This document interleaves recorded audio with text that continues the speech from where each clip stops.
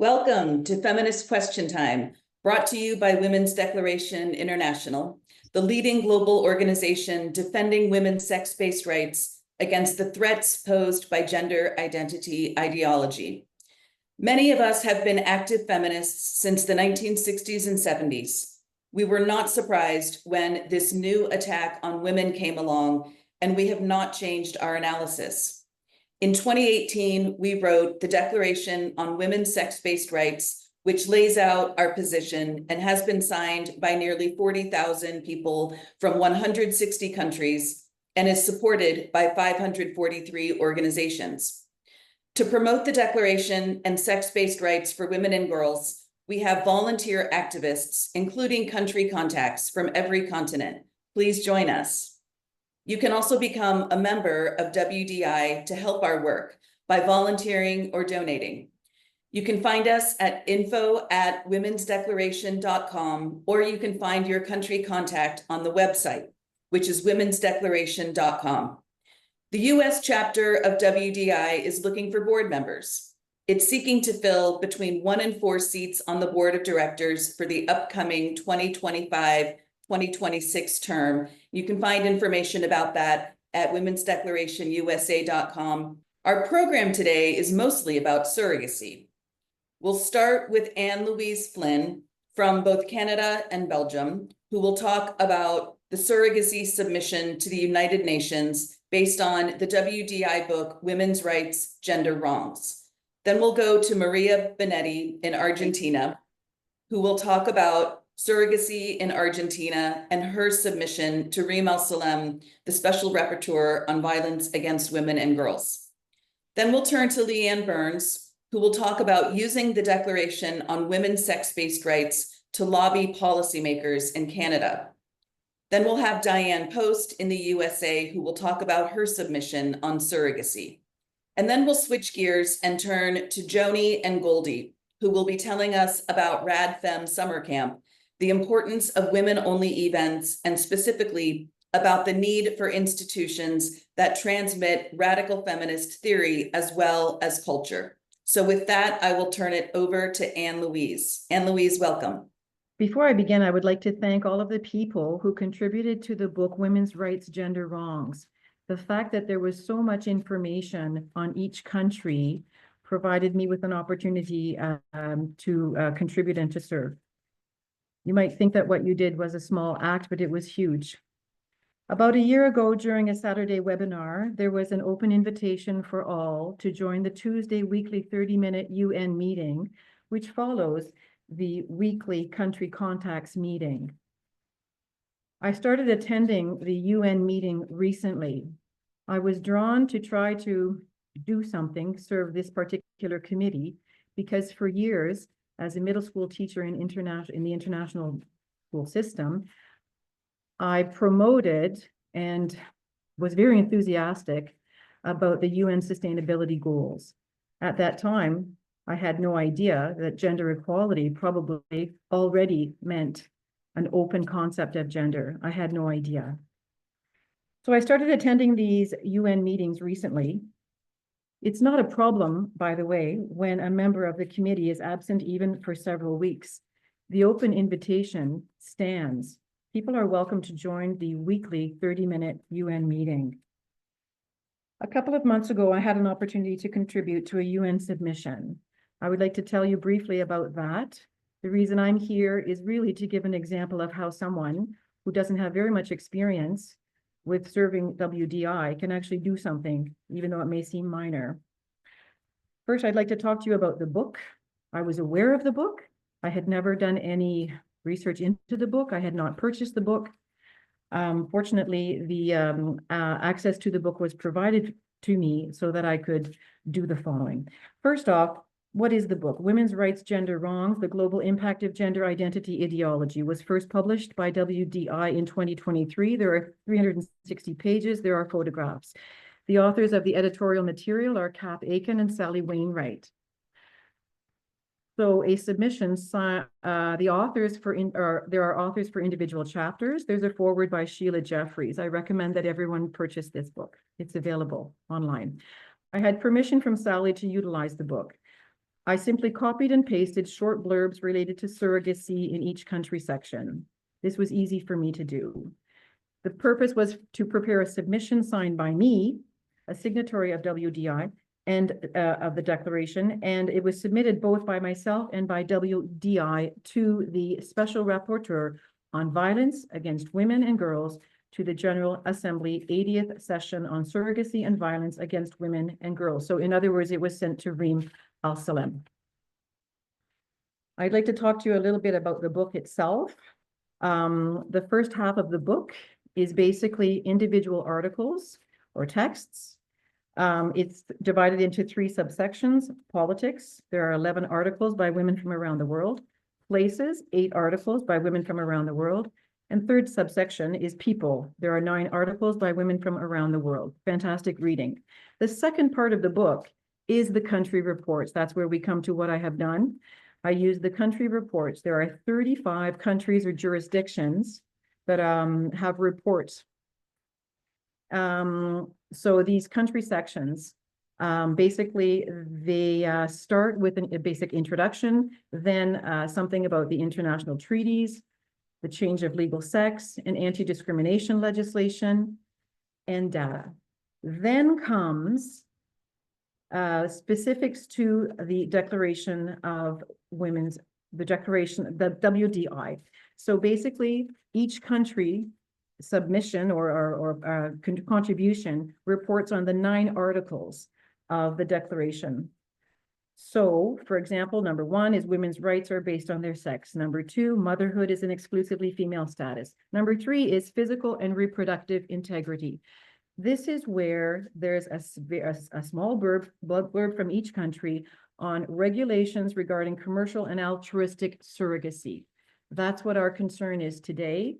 I was able to simply zoom in because I was provided with the PDF. I was able to zoom in, copy, paste. That's all I did. I copy, pasted from there to prepare a submission for Reem. So what I did is 3.5 pages. It's available on the WDI website in the section on submissions. So basically, that's what I did. I'm here to tell you that it's available. If you want to see it, you can go and look at it. It gives you from the 2023 reporting or publication of the book in question, what each country's report was at that time. Why did I do this work? One objective was to provide Reem with quick access to that factual information. If that was available, again, it's thanks to all of the people that helped with the 2023 book. Also, the work that I did promote WDI as an institution of reference for Reem's work. And of course, it was also an opportunity for someone like me to participate and to contribute. A reply did arrive on April 30th. It was addressed to me. It was also sent to WDI. And it was from the Secretariat of the SR on VAWG. So it came back from the UN. The email was well received. There was a thank you for our input. Also, it was good for me to do this and to submit it by myself in case there were too many submissions from WDI. So it was an extra kind of effort to make sure that something arrived. Okay, basically, if you want to see what I actually put together, it's in the April 2025 of the submissions in WDI website, submission of compilation of country-specific statements on surrogacy from the WDI book, Women's Rights, Gender Wrongs. It's under consultations. Okay, so that's all that I have to report on. Again, also, I think that for Joe, just me talking to you today is an example of how somebody very modestly can do something that ends up being a kind of like a concrete contribution to the UN committee's meetings. Thank you very much. I will turn it over to Maria Binetti from Argentina, who will talk about her work ending the surrogacy industry. My talk is a kind of update on surrogacy current situation in Argentina, following the contribution to Reem Al-Salem report on surrogacy we submitted last month on behalf of WDI Argentina. The report is on our website in WDI Argentina and in the news as well. And by the way, Reem Al-Salem confirmed last week that she received the report. So in Argentina, surrogacy is illegal because according to our civil code, the mother is the one who gives birth. However, the country has adopted a kind of tolerant approach tending to the social and cultural normalization of surrogacy, a sort of de facto regulation. In this way, Argentina turned into a global reproductive tourist destination for several reasons. First, because we live in the most unequal and violent continent for women. Second, because of Ukraine, war and restrictions in Asia, to surrogate turn Argentina in a very attractive target for surrogacy. Third, because of the low cost of the practice that in Argentina could be between $20,000 or $40,000 in comparison with more than $100,000 in Canada or US. A decisive factor in turning Argentina into a reproductive tourist destination was a provision of the Buenos Aires city in force between 2017 and 2024, in force between these years, that allowed the registration of children born by surrogacy on behalf of the buyers, citizens or foreigners. This provision was repealed last year, in August last year, but during 7 years in force, more than 150 children were registered on behalf of the buyers, and many of them were trafficked abroad, mainly in Europe. So this provision was crucial to turn Argentina into a global reproductive tourist destination. Outside Buenos Aires, it's also possible to surrogate by means of legal authorization or legal sentence.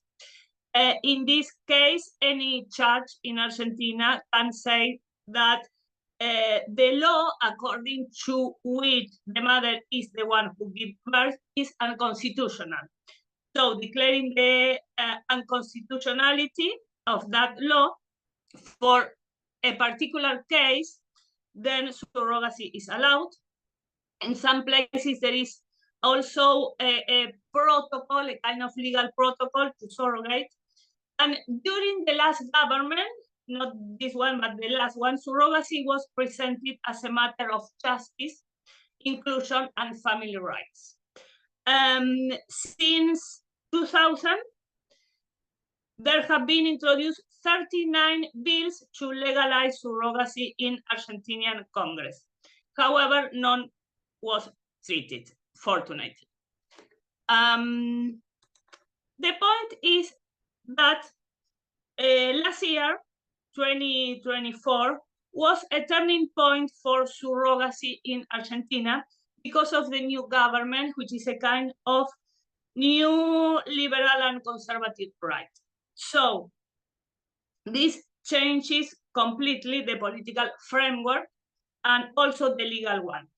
There are some milestones to highlight in this new context, mainly from the last year up to now. The first milestone was a sentence of the Federal Supreme Court reaffirming that the mother is who gives birth. That sentence is from October 2024, last year. This is the first federal sentence on surrogacy, and the case was a marriage of 2 men who surrogated the baby, and this couple of men demanded to the Supreme Court, to remove the mother from the birth certificate in order to name themselves both as parents. The Supreme Court rejected the claim arguing that eliminating the mother contravenes the legal and public order, according to which the mother is who gives birth. And the strong argument of the court was that the public and legal order does not depend on subjective wishes or perceptions. That is a very strong argument, is our argument as well. So private interests neither establish nor abolish the legal systems. This ruling, the first one in the federal level, changed the horizon of surrogacy in Argentina. The second important milestone, in line with the Supreme Court ruling, is the repeal last August in 2024 of the provision of Buenos Aires City that allowed the registration of babies born through surrogacy in the name of the buyers. After this repeal, the Supreme Court sentence, and this repeal, many foreigners who have surrogacy processes in Argentina became afraid to enter the country and started thinking strategies to take the baby abroad. We know by some friends infiltrating in surrogacy groups that some of them plan to marry the surrogate mother or even leave the country with the mother, and then leave the mother and continue the trip along with the baby. These are all strategies to escape this new political and legal framework in Argentina because they are afraid of. And the third change is that from 2024, last year, the Argentinian justice has begun a number of investigations and prosecutions into trafficking in women and children. There are currently 4 big cases in the court with more than 60 people under investigation Many cases in the process were merged, and I will take some police news about arrest in context of surrogacy. This is just news that we read at the newspaper from time to time about this uncovering of surrogacy situation. The first news of trafficking is from January 2024, last year, and arises from a complaint of the Argentinian Foreign Ministry regarding an Argentinian baby born in Buenos Aires by surrogacy and transferred to Germany by the legal mother. In Germany, the legal mother, this woman, took the baby to the hospital where the doctor saw that the baby was in very bad condition and that the legal mother, wasn't able to take care of her. So the German justice took custody of the baby from this woman and reported the case to Argentinian Foreign Ministry. So the Argentinian Foreign Ministry filed a complaint with this situation to the justice. This complaint uncovered a transnational trafficking network that since 2018 arranged at least 49 surrogate babies that ended up abroad, mainly in Europe. This criminal organization includes clinics, lawyers, notaries. The women were paid about $10,000 and the buyers paid $40,000, $40,000 to the agencies. According to prosecutors, these women were reduced to servitude, and well, the thing is under investigation. Another case happened last October in 2024 when an Italian couple of 2 men attempted to leave the international airport in Buenos Aires with a baby, a surrogate baby, and the mother was there at the airport, and the mother agreed to allow this couple to go out with the baby anywhere and forever.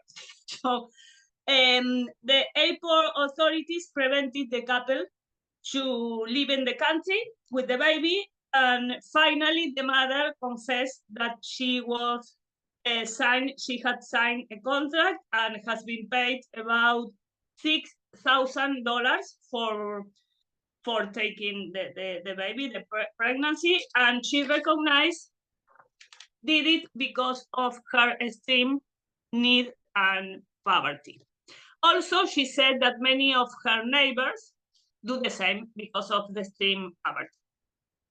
Apparently, after some time, the Italian couple left the country with the baby, but I don't know the details of the issue. I guess it is on the justice as well. Recently, we read about a French woman who surrogated a womb in Argentina and never came to get the baby.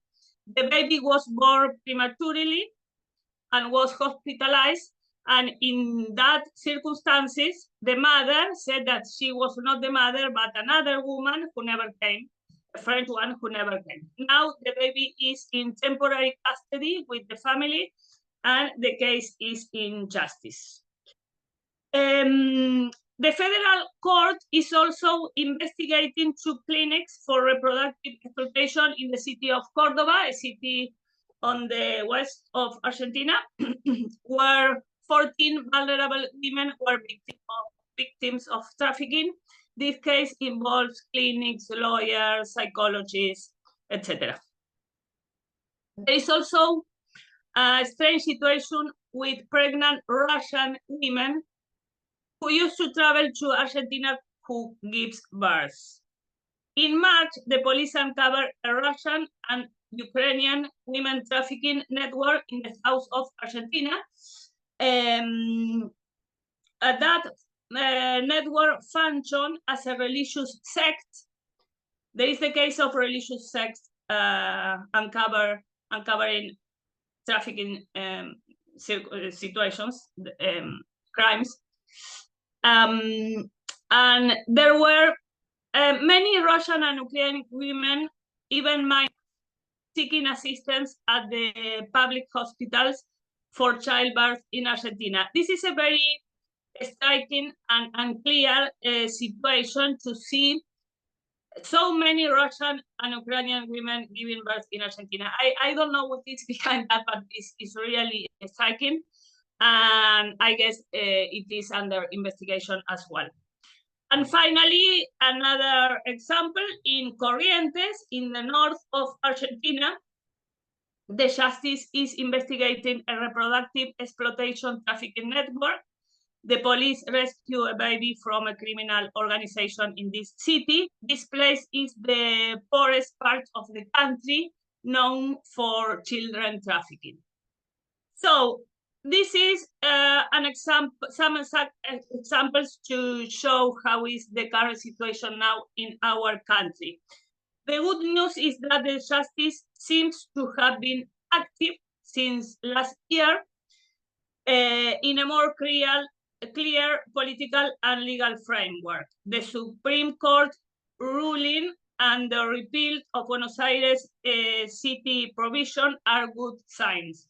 However, in Argentina, any judge can declare a rule unconstitutional. As some of them keep declaring, even now, they keep declaring unconstitutional a rule according to which the mother is who gives birth, and so allowing surrogacy based on subjective wishes and perception. Any judge can do it in spite of the Supreme Court ruling. So the truth is that Argentina needs an explicit ban on surrogacy. It is not enough that what we have now. We need an explicit ban on surrogacy. I'm cautiously optimistic about that, but it is important to wait for the right moment to have some political certainty on that. In this context, a report from Reem Absalem on this global business of trafficking in women and children would be very positive to draw the line and to remind us the human rights standards. So we finish our report telling to Reem Absalem the importance of a UN report on this issue. So that's it for now. So now we will hand it over to Leighan Burns, who will share some news from Canada. So I too am new to WDI and to this issue, although I was aware that Canada had regulated surrogacy in the early 2000s. My task in this project was to write to the UN Special Rapporteur on Violence Against Women and Girls regarding surrogacy and violence against women and girls, which was made very easy by WDI's excellent and comprehensive Declaration on Women's Sex-Based Rights. I pulled 5 bullet points out of the Articles 1 and 3 of the Declaration and highlighted in particular that states should recognize that harmful practices such as forced pregnancies and the commercial or altruistic exploitation of women's reproductive capacities involved in surrogate motherhood are violations of the physical and reproductive integrity of girls and women and are to be eliminated as a form of sex-based discrimination. That the rights of women are based on the category of sex, that women and girls have rights to physical and reproductive integrity, that states should ensure the full reproductive rights of women and girls and unhindered access to comprehensive reproductive services are upheld, that states should recognize that medical research which is aimed at enabling men to gestate and give birth to children is a violation of the physical and reproductive integrity of girls and women and is to be eliminated as a form of sex-based discrimination. Also pulling from the Declaration, I noted that the Declaration notes that the Beijing Declaration and Platform for Action from 1995 states that the explicit recognition and reaffirmation of the right of all women to control all aspects of their health, in particular their own fertility, is basic to their empowerment. This right is undermined by the use of surrogate motherhood, which exploits and commodifies women's reproductive capacity. The exploitation and commodification of women's reproductive capacity also underpins medical research, which is aimed at enabling men to gestate and give birth to children. Some men who claim a female gender identity make claims to be included in the legal category of mother-in-law policies and practice, and that such inclusion erodes the social significance of maternity and undermines maternal rights. And although sound, comprehensive evidence as to what's currently happening worldwide is scarce, even in countries where surrogacy is regulated to prevent commercialization of the practice, it is clear that the practice is rapidly growing, and occasional media exposés make clear that the monitoring and enforcement of protections is inadequate. In Canada, it's regulated but poorly monitored. So for example, there was one case that I could find that a clinic director was convicted in 2013 for working outside the bounds of the regulations and was fined $60,000, which is really quite a nominal sum when you consider it. And many critiqued it as sort of being built in as the cost of doing business. We just had an election in Canada, which was largely dominated by the situation between us and our neighbors to the south.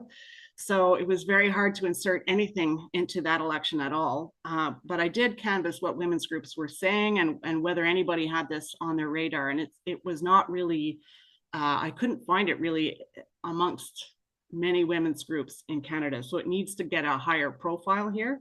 So I'll be pursuing that with a new government that's just been installed. It's a minority government, so who knows how long it'll last, but we'll see. Our situation in Canada is really, well, it's probably true in the rest of the world as well. The situation with the United States has sort of upended many of our usual practices. So we'll see where that goes. The simple fact, I concluded the letter with saying that the simple fact is that it's impossible for surrogacy as a violation of the physical and reproductive integrity of girls and women to ever be reconciled with the protection and advancements of women's and girls' rights, and therefore must be eliminated as a form of sex-based discrimination. And that was my contribution to this effort. We'll move on to Dianne Post, who will talk about a submission concerning surrogacy from the United States. Dianne, welcome. So I made 4 main points. And the first point is that the fundamental basis of human rights is violated by surrogacy, because the underlying purpose of human rights is to maintain the inherent human dignity and strive for equality of all persons. And in many of the treaties, it says actions that promote sexism, racism, or colonialism are prohibited. Well, surrogacy does all of that. It is the replication of a pattern of wealthy countries having citizens of poorer countries do their work for them. The surrogacy targets are poor women in need of money. They are treated like breeders and the children as commodities. Women's bodies themselves are the capital in this capitalist model. And impoverished women do the one thing that they can do to survive. They sell their body. It's the same dynamic as prostitution and pornography and ought to be chastised for the same thing. It's also based on the patriarchal focus on women as a vessel for the exploitation of reproductive possibilities, saying such a thing as that women who don't have children, like myself, were a failure, will never be fulfilled. And saying that a man who can't father a child is emasculated and less of a man. These are patriarchal myths that lead to surrogacy and the abuse of women. So some of the subpoints under that was the commodification of women, of course. And this is a dangerous medical intervention for no medical reason. There is no reason. But you really love this one. There is one article by a professor of philosophy in Oslo saying that we should use women who are brain dead as whole body surrogates and put the zygotes into the organ, into the uterus, and just have the baby be born, even though the woman is brain dead. And her argument is that if you donated your body to be an organ donor, well, your uterus is an organ, so we can just keep you alive for 9 months and, birth a baby from you. Well, that ought to make you ill. And another argument by another biomedical researcher, and she talks about commodification and commercialization, and that in the biomedical arena, hospitals, researchers, doctors, even for-profit companies are able to make a lot of money from people's bodies and from cell lines and those kinds of things for research and medication, but the person doesn't. The person doesn't make that money. And so it's treating the person as the capitalist source from which the money arises. So she looks at the body as property, the body under contract, and the body as a public resource, which is how birth mothers are being treated, as a public resource. Another a law professor speaks about it from the point of view of goods in life transmission. Are you, by your actions, transmitting a good in this life? And she says, no, the surrogate is not, because she's damaging the good of herself and the child, because the act is not done for the mother or the child, it's done for the intended parents. And that is a violation of the goods in life philosophy. It reduces women and children to body parts, processes, and products. And that violates the inherent dignity and worth of each person. That is the underlying basis of international human rights. Then the argument comes back from the other side. Well, this isn't a product. The child is not a product. It's a service. Okay. Well, this, of course, is nonsense, because if there wasn't the child at the end of this service, the product, the child, there would be no service. The interaction would never have taken place. They like to analogize it to, well, a bricklayer does work and factory worker does work. But in surrogacy, it is the woman's body itself that is providing the raw material. It's her body and her processes that are providing the raw material. It is not the same thing. Then they want to argue that there is informed consent.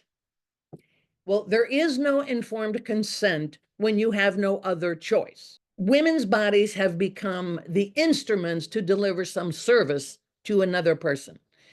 A person cannot consent to a crime, and a person cannot consent to give up their fundamental rights permanently or temporarily. And that's what's required by these women. They have to give up their fundamental right of controlling their own body during the term of this, quote, contract. When she consents due to poverty, that is not consent, that is exploitation. And the fourth sub-argument under this was that surrogacy derives the discredited practice of eugenics. You know, of course, that the eggs are sold on the market. There's a catalog of eggs, and the egg from a Caucasian model or a mental genius who is a physicist has a higher price than the sperm or the egg of just your average everyday person. So when the commissioning parents are looking for either an egg or a sperm, this is eugenics because they're looking for the kind of child that they want to end up with. So my second argument was that the existing international instruments, that we don't even need an instrument prohibiting surrogacy because the existing instruments are already violated by surrogacy, CEDAW being the main one, and it's violated by the erasure of the mother. In most places in the world until now, the woman who gave birth to the child was the mother, but that place has now been taken by the sperm. If the sperm is provided by the commissioning parent, then it is that sperm that determines who the child belongs to. If both the egg and the sperm are purchased or from someone else, it's the contract that determines. So the mother has been erased from the situation. There was a comparative study done in the EU nations in 2013, and nobody agreed on anything in this study that they did. But what else they found uniformly across the EU was that legitimating the practice of surrogacy had a negative impact on the attitude towards women in the society in general, not just the birth mother, but the commissioning mother, the egg donor, and all women, because it degrades the worth of women. So this is a violation of CEDAW. Then there's several other conventions. The Vienna Convention makes it illegal to sell biological material. Well, this is exactly what is happening. They're selling biological material, whether it's the egg or the sperm. That's exactly what they're doing in most of these cases. And so they just made a legal fiction, which a legal fiction is really called a lie, to pretend that it's a donation when in fact they've been paid for this donation. It also violates the Slavery Convention because slavery includes the right of ownership to the body and to the processes of the body. And that is exactly what's happening here. The commissioning parents acquire both the right of ownership to the fruits of the surrogacy, i.e. one or more children, and they get the right to use the body of the birth mother once that contract is over. During the time of the gestation, they are able to tell her what to eat, where to go, what to do, that sort of thing. It also violates the Biomedicine Convention, which focuses on the primacy of the human being in all biomedicine, investigations and researches, etc. And they also say that biomedicine should not be allowed, they actually say medically assisted procreation shall not be allowed for the purpose of choosing a future child's sex. Now, I don't know enough about it to know whether or not they actually can choose the sex from the eggs and sperm that they buy, but they certainly are choosing the characteristics of the child that they want. And last, under this section, comes that, as I told you, they argue that, well, it's just a service. They're just doing a work. It's like they talk about prostitution. It's just work. Yeah, well, if this is fee for service and it's just work, then it should be covered by the International Labor Organization Convention as work, right? Well, these conventions cover a broad range of issues, social and labor issues, human rights, minimum wage, relationships, policy, blah, blah. And there are 3 different conventions on maternity protection, discrimination, and equal pay. So there is no way that this fits or complies with these particular conventions if it is work. All right, so that was those arguments. Then the first and second set of arguments of my 4 points that I made. The next one I got a little wild, and that is I was trying to think of the closest male comparator, because when you're talking about discrimination, you talk about, well, what's happening here, and then who's the male comparator to look at to see if there really is discrimination. So the closest male comparator I could come up with this, because of course men do not have babies, is the mercenary. So the mercenary does what he's doing. He puts his body in danger for the money, right? That's what women do. Or they might put their body in danger because they like the adventure, they like the adrenaline, or they might have an ideological connection to the cause. For example, they might join the Taliban because they believe in what these people are saying. Or they might go to Ukraine and defend it. I actually know someone who did this, went to Ukraine to help Ukraine defend themselves against the Russians because they had an ideological, in this particular case, a familial connection with Ukraine, so they were going to defend.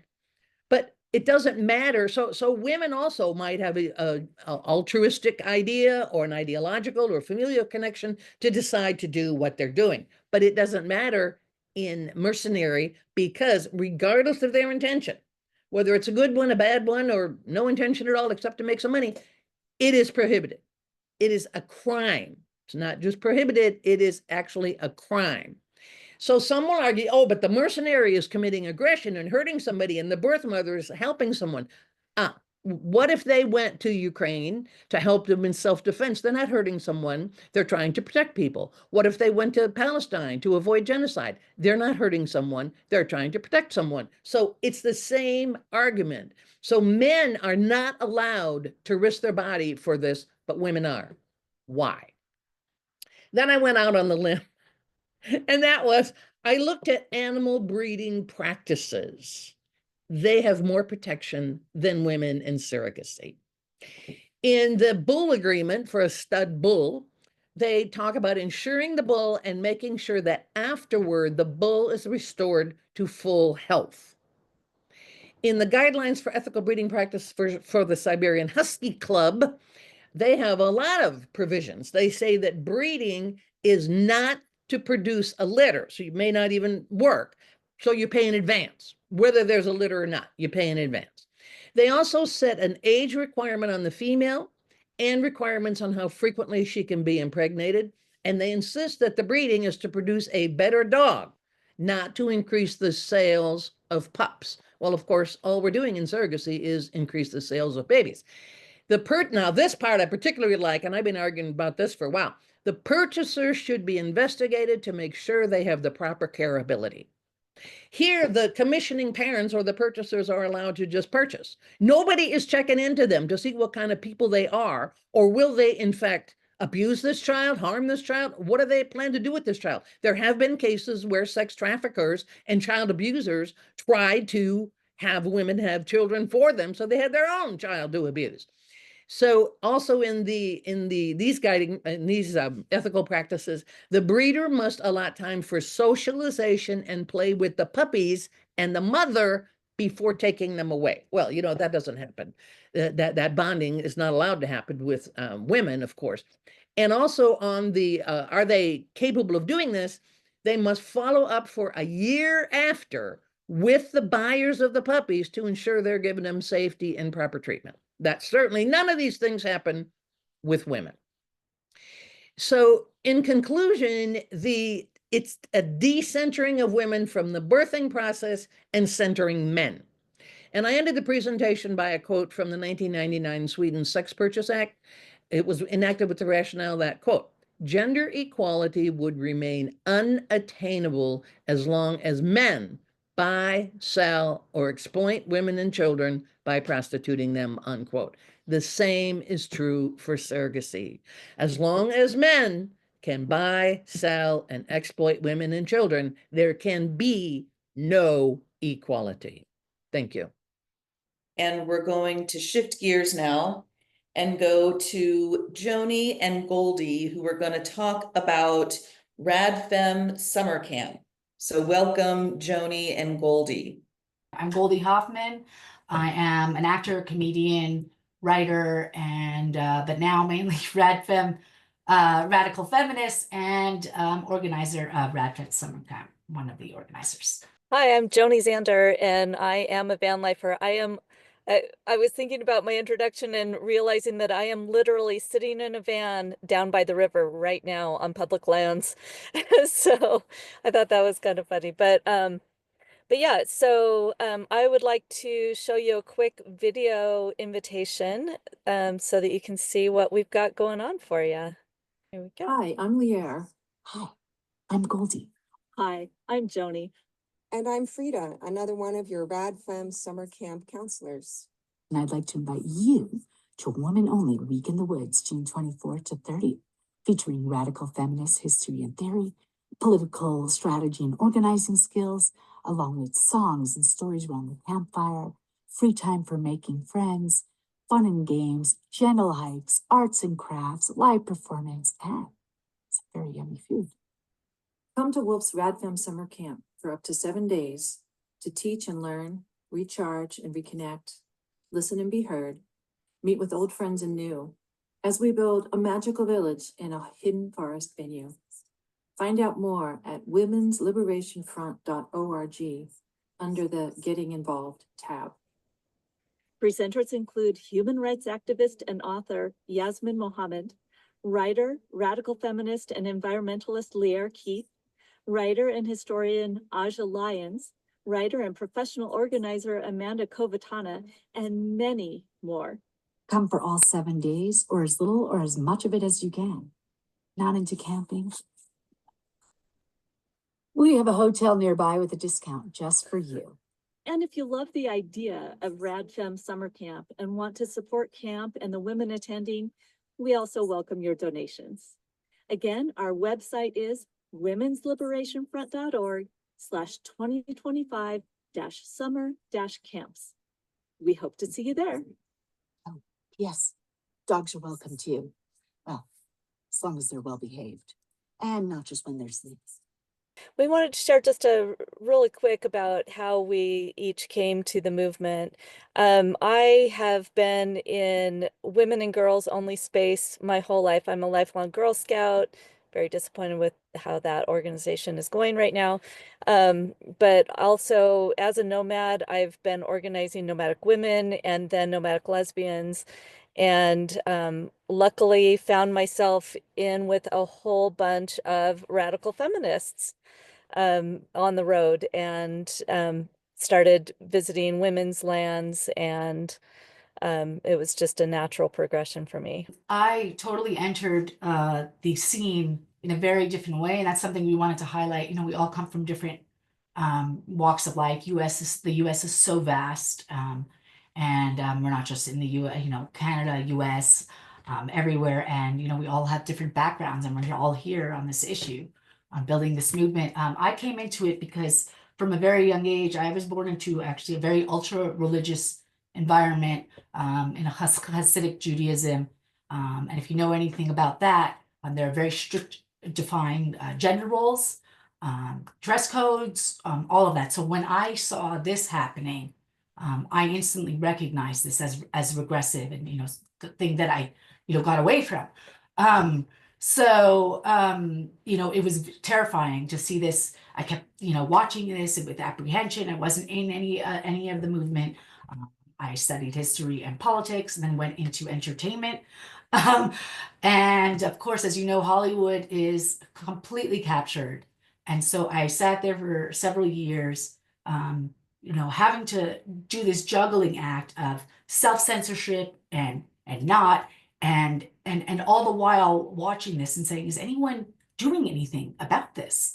Not from necessarily a religious right-wing perspective, but from a true progressive, secular humanist, feminist perspective. And you go down the rabbit hole, and I found, I saw Kara Dansky, WDI stuff, Kelly J. Keene, Kathleen Stock, Leigh Keith, and just I saw that an event was coming up with WDI, and I had to be there in San Francisco. And so here we are. A few years later, a few conferences later, and boom, I'm one of the organizers doing this. Join the fight. If you are not out of the closet with your radical feminist and gender critical views, and have to be careful with your job, your friends, your family, we will be taking precautions at camp. You'll be able to opt out of all photos and videos. The name tags will have either green or red lanyards, so everyone knows who can be included in pictures. We're not giving the general location until you're registered, and everyone who's registered is vetted. So we're not giving the specific location until the day before. And the general location is the Pacific Northwest of the US. We also have someone handling security. It's really important to us to maintain this as a women's only space. Yeah, speaking of women's only space, that's one of the key importance I know for a lot of us, but with this event, especially to provide and foster that, not just a place where we can discuss and learn strategies to fight this, but also to provide more women only spaces culturally. So we're mixing, conference and fun. We have basically, if you've never been, I know a lot of people sometimes, if you were in my situation, you're a member of this movement, but just as a lurker or online. And if you've never been to a women's only space, I mean, it's something to experience. Those of you who have, of course, you want it again. And it's kind of ironic for me because when I was a child, I forgot to mention earlier, I was what they would call today gender dysphoric. I wanted to be a boy. And I didn't think I was one, but I wanted to be one. And so this is another thing that brought me here. And so I knew that if I was just several years younger, they would have gotten me. So my heart goes to the detransitioners. And what I wanted to say, but back to the point at hand, is that it's the women's only space. When I was younger, it was something I resented for several years after I was no longer religious. It wasn't something I was attracted to. And in entertainment, unfortunately, it's a very dog eat dog world, especially with women. So I have not seen the collaboration and friendship and camaraderie that I would want, and that people often pay lip service to. This is not that. So this really truly is an amazing thing. And I hope that you, come if this is your first time, this is going to be, I think, one of the funner ones, events, but definitely it's something you want to experience and is one of our main priorities. Yeah, for sure. If you have not experienced women only space, it is truly magical. It is one of my favorite things, and I have started creating as much women's only space as I can throughout my life as a nomad. But what makes RadFem Summer Camp special? Conferences are amazing, and WDI does have their conference announced, and it's coming up.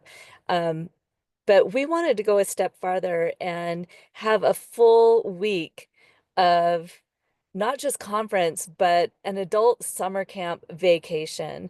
So we're going to have both competitive and cooperative games. We're going to have gentle hikes in the woods, swimming in the river, classic summer camp activities like tie-dyeing, songs and stories around the campfire, open mic and karaoke. We're going to have dancing under the stars, a variety show. We have a woman volunteering to lead yoga in the mornings. We're going to bring out the henna, just to name some of the fun activities in store for you at RadFem Summer Camp. And since conferences can be overwhelming, we've built in lots of free time to think, relax, recharge, get to know the other women, and just be. It's in a magical forest setting. It's a wonderful private location. Yeah, and that's the thing too, it's not just for fun. One of the things of providing that, and we know this is women, that in addition to the conference speakers, the ideas percolate, they marinate, and then you get together and you have these talks, not just over meals or hangouts, but around the fire. And that's, it's like the kitchen table politics. That's how things, get done. You're going to meet people. If you're coming solo, don't be worried about that. I knew nobody when I went to my first WDI conference in San Francisco, and didn't know a soul, and met all sorts of people. And at first we have all types, and yeah, we have people coming from all over. So overseas, we have some people coming from the UK, Australia, Canada, here. So we're hoping it's going to be quite diverse and international. Yeah, so no matter how far you are, this is an invitation to you too. We are still adding to the lineup, but what we are really excited about is we really want to have a diverse set of speakers, and not just in terms of their backgrounds, but also in terms of the topics discussed. So we're going to cover a lot of ground. We have speakers speaking about, of course, surrogacy is also going to be on topic. So even though I said at the top, we're switching gears. It's obviously a major issue.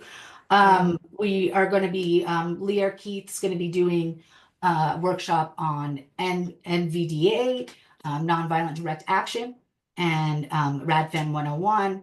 I'm actually going to do a presentation on purity politics and how to approach controversial, potentially wedge issues. We've got Frida, who's in the chat as well, and she's going to be discussing sex and gender.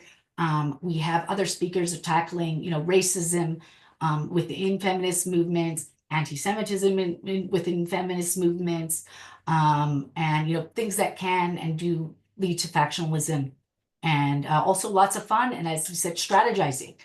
So we'll be doing workshops and hands-on things as well.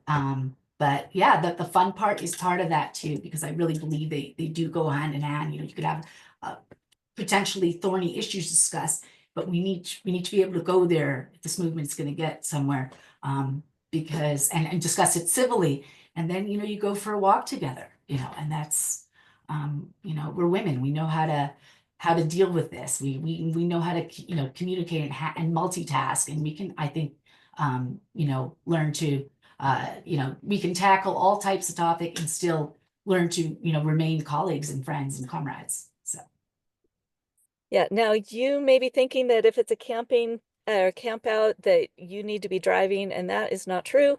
If you're flying in, we're going to have tents and other camping equipment to loan. We've also secured a discount at a nearby hotel. There's also Airbnbs nearby.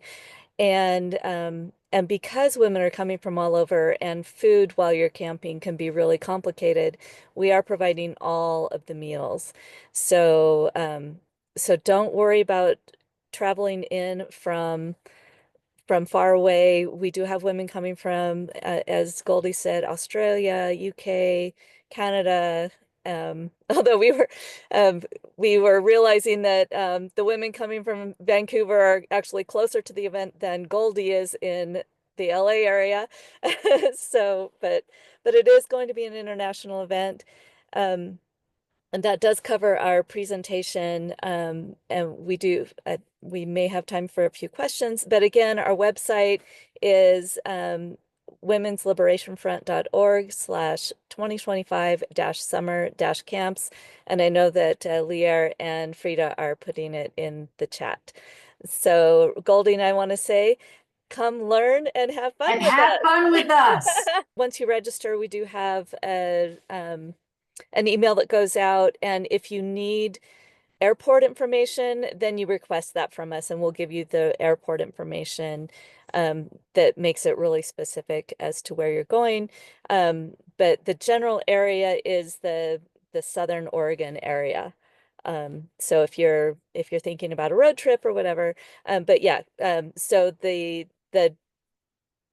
town gets sent to you right away.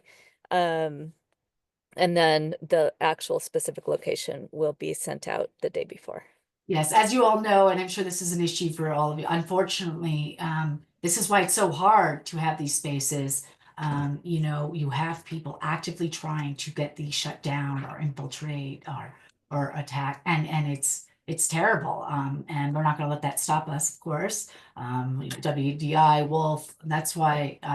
So we do have to do that, but of course, we will make sure everybody who's coming is there. If we get a frantic call, even at the airport, I didn't read that part, we'll come help you. No, we're not leaving anyone stranded, and everybody's vetted, and we are thorough with that. It's a protection, as I said, both our attendees and our speakers.